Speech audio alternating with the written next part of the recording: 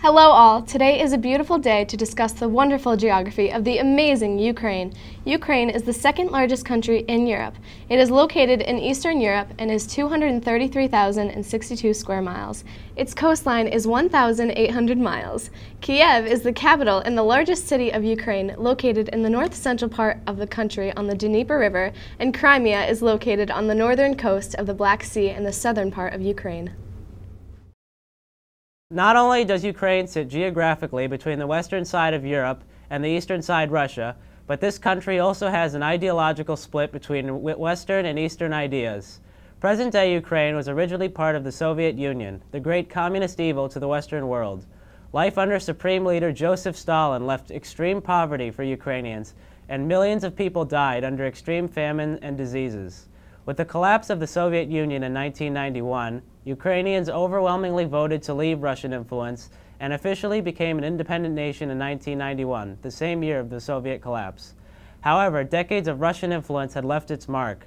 Political members, in addition to a part of the general population, favored stronger ties with Russia. This theme of Western versus Eastern ideals in a split country reared its ugly head in the Orange Revolution in 2004, where a Russian sympathizing president was ousted from office after protests. Similarly, steps to be isolated from Europe and to become closer with Russia prompted the Euromaidan protests in 2013, when the president denied joining the European Union despite popular support and instead signed to join with Russia for financial aid, which brings us up to the present-day 2014 revolutions when Russia invaded the Crimea Peninsula. Ukraine can for the most part be ideologically divided into Eastern Ukraine and Western Ukraine. While Eastern Ukraine is more sympathetic to Putin and wants closer ties to Russia, the Western majority are supporters of the European Union and want to see Ukraine more closely tied to the European Union. In 2010, Russian-friendly Viktor Yanukovych became the president of Ukraine. For the most part, this was not a problem for most Ukrainians until November 2013. This is when President Yanukovych announced that Ukraine was turning away a trade and political deal that would strengthen ties to the European Union and would instead accept a $15 billion bailout from Russia. This is when protests began in Independence Square in Kiev. Protests between rioters and police came to a head on February 20, 2014, when dozens of protesters were killed by the military and police by government order. The next day, President Yanukovych disappeared from Kiev and became a wanted man for mass murder. The protesters had won and installed a temporary government while they prepared for new elections. Crimea is a peninsula located south of the country of Ukraine, jutting into the Black Sea, as mentioned earlier by Tess. Crimea couldn't be more separate from Ukraine geographically and politically. The majority of people living in Crimea are pro-Russia and are in favor of joining back with it.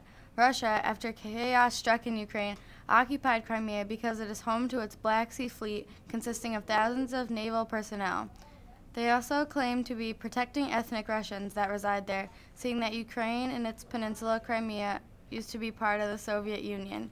Ukraine and Crimea are also highly interesting to Russia in the gas and oil industry as well, and saw the crisis that broke out as an opportunity to secure what it wanted. All in all, Russia is asserting its strength by occupying Crimea and trying to get what it wants by sending in troops, using only its sheer presence as persuasion.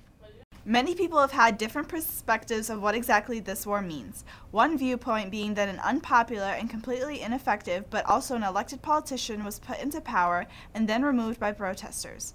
Next, the unelected yet controlling parliament produced a law claiming that Ukrainian should be the only official language of Ukraine, despite the fact that a decent amount of the population speaks Russian. On top of that, Ukraine has not been shy mentioning the fact that it wants to become part of the European Union, instead of siding with Russia, and this might bring NATO missiles to Russia's border, which is the reason why Russia may have invaded Ukraine.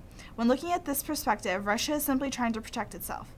However, the other point of view explains that the elected politician was in fact a tyrannical leader who ordered the murder of many innocent protesters, and therefore was chased from power and replaced by a democratic and sensible government that will lead Ukraine to fair elections and organized democracy. In this perspective, Russia may have invaded simply to help Ukraine transition into democracy and helping to enforce government power to restore peace. That's some pretty heavy stuff, I'd say. but not as heavy as a snowfall prediction I've got here. As we head into tonight, we're going to see some real nice accumulation along our northwestern side. We might even be seeing about 15 inches in some parts. At least, it's not 15 billion, like our bailout fee. Am I right? Alright. Well, as the snowfall starts to settle out over the next day, the eastern side is going to be surprised to find a nice cold front coming in from Russia. Looking like a pretty grim forecast and whole for the country. Sorry, folks. Maybe it'll be sunny in a few years for those of us who live past this cold front. Am I right?